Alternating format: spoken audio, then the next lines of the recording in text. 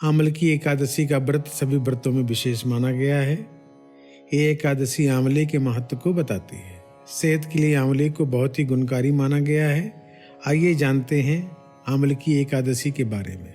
हिंदू धर्म के अनुसार एकादशी व्रत को सभी व्रतों में श्रेष्ठ माना गया है। 14 मार्च को आंवले की एकादशी आ रही है। आंवले की एकादशी पर भगवान श्री हरि विष्णु की आराधना की जाती है। मान्यता है कि इस दिन विष्णु भगवान की पूरी श्रद्धा और विधि विधान से पूजा करने से सभी मनोकामनाएं पूर्ण होती हैं और अंत में दुर्लभ मोक्ष की प्राप्ति होती है। आंवले की एकादशी होली के त्योहार के पहले आती है। इस बार 14 मार्च 2022 सोमवार को आंवले की एकादशी का व्रत रखा जाएगा।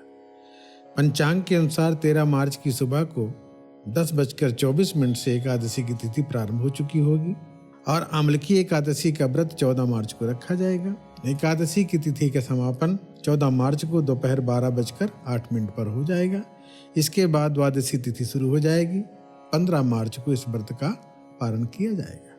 ये व्रत आंवले के महत्व को बताता है। शास्त्रों के अनुसार आंवले की एकादशी को दिन आंवले का उपयोग करने से भगवान श्री हरि विष्णु भगवान बहुत प्रसन्न होते हैं। पौराणिक कथाओं के अनुसार आंवले के पेड़ को भगवान विष्णु ने ही जन्म दिया था, इसलिए इस वृक्ष के हर एक भाग में ईश्वर का स्थान माना गया है।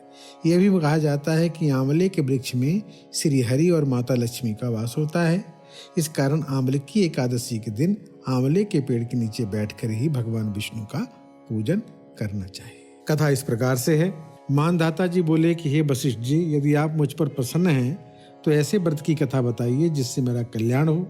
महर्षि वशिष्ठ जी बोले कि हे राजन, सब व्रतों से उत्तम और अंत में मोक्ष देने वाला आंवले की एकादशी का बखान करता हूँ। ये फागुन मास शुक्ल पक्ष की एकादशी होती है। इस व्रत के फल से समस्त पाप नष्ट हो जाते हैं। इस व्रत का पुण्य 1000 गौदान के फल के बराबर होता है। मैं आपसे एक पौराणिक कथा बताता हूँ, उसे ध्यान से सुनो। एक वैदिक नामक नगर था। उस नगर में ब्राह्मण, वैश्य, क्षत्रिय, शूद्र चारों जाति के आनंद पूर्वक रहा करते थे। नगर में सदैव वेद ध्वनि गूंजती रहती थी। उस जगह पापी, दुराचारी, नास्तिक आदि कोई नहीं था। उस नगर में चैत्ररथ नाम का चंद्रवंशी राजा राज करता था। वो महान विद्वान तथा धार्मिक था। उसके राज्य में कोई भी गरीब और कंजूस नहीं था। उसके राज्य के सब निवासी भगवान विष्णु के भक्त थे।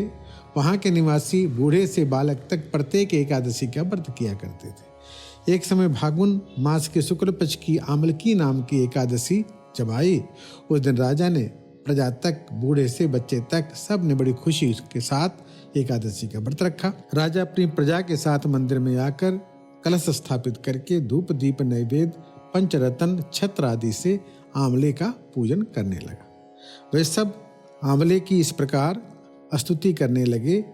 धात्री माता की, गायत्री माता की, सरस्वती माता की पूजा करने लगे कि तुम ब्रह्म स्वरूप हो, तो ब्रह्मा जी द्वारा उत्पन्न हो, समस्त पापों को नष्ट करने वाली हो, तुमको समस्त हम सब नमस्कार करते हैं। अब तुम मेरा अर्घ्य स्वीकार करो। तुम श्री रामचंद्र जी के द्वारा सम्मानित हो। मैं आपकी प्रार्थना करता हूँ, मेरे समस्त पापों का हरण करो। उस देव मंदिर में रात्रि को सबने जागरण किया। रात्रि के समय उस जगह एक बहेलिया आया। वो महापापी दुराचारी था। अपने परिवार का पालन करने के लिए जीवों को मार दिया करता था और उसी से वो भूख प्यास उनकी बुझाता था। वो भूख प्यास से अत्यंत व्याकुल था। कुछ भोजन इच्छा से मंदिर के एक कोने में बैठ गया। उस जगह विष्णु भगवान की कथा तथा एकादशी महात्म सुनने लगा। इस प्रकार उस बहेलिया ने समस्त रात्रि को अन्य लोगों के साथ जागरण करके व्यतीत की। प्रातःकाल होते ही सभी लोग अपने अपने स्थान चले गए।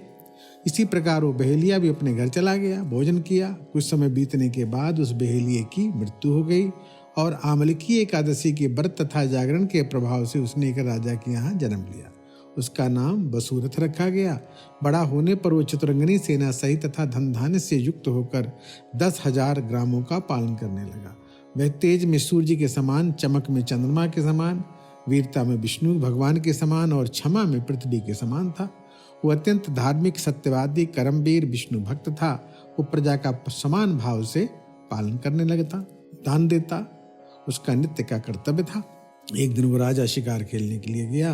देव जोग से वन में वो रास्ता भूल गया और दिशा ज्ञान न होने के कारण उसी वन में एक वृक्ष के नीचे सो गया। उसी समय पहाड़ी डाकू वहां आए। राजा को अकेला देखकर उस पर मारो मारो का शब्द करके टूट पड़े। वो डाकू कहने लगे कि इस दुष्ट राजा ने हमारे माता पिता, पुत्र पौत्र आदि संबंधियों को मारा है तथा देश से हमें निकाल दिया है, अतः इसे अब हम अवश्य मार देंगे। ऐसा कह करके वो डाकू राजा को मारने लगे, उस पर अस्त्र शस्त्र का प्रहार करने लगे। उनके अस्त्र शस्त्र राजा के शरीर पर गिरते ही नष्ट हो जाते, राजा को फूलों के समान प्रतीत होते थे। उन डाकुओं के अस्त्र शस्त्र उन पर उल्टा प्रहार करने लगे, जिससे वे मूर्छित हो गए। उस समय राजा के शरीर से एक दिव्य देवी प्रकट हुई। वो देवी अत्यंत सुंदर थी तथा सुंदर वस्त्र आभूषणों से अलंकृत थी। उसकी भ्रुकुटी टेढ़ी थी, उसकी आंखों से लाल लाल अग्नि निकल रही थी। वो उस समय दूसरे काल के समान प्रतीत होती थी। वह उन डाकुओं को मारने दौड़ी और समस्त डाकुओं को काल के गाल में पहुंचा दिया। जब राजा जगा तब इन डाकुओं को मरा हुआ देखकर सोचने लगा कि इन शत्रुओं को किसने मारा है, मेरा इस वन में कौन हितैषी रहता है।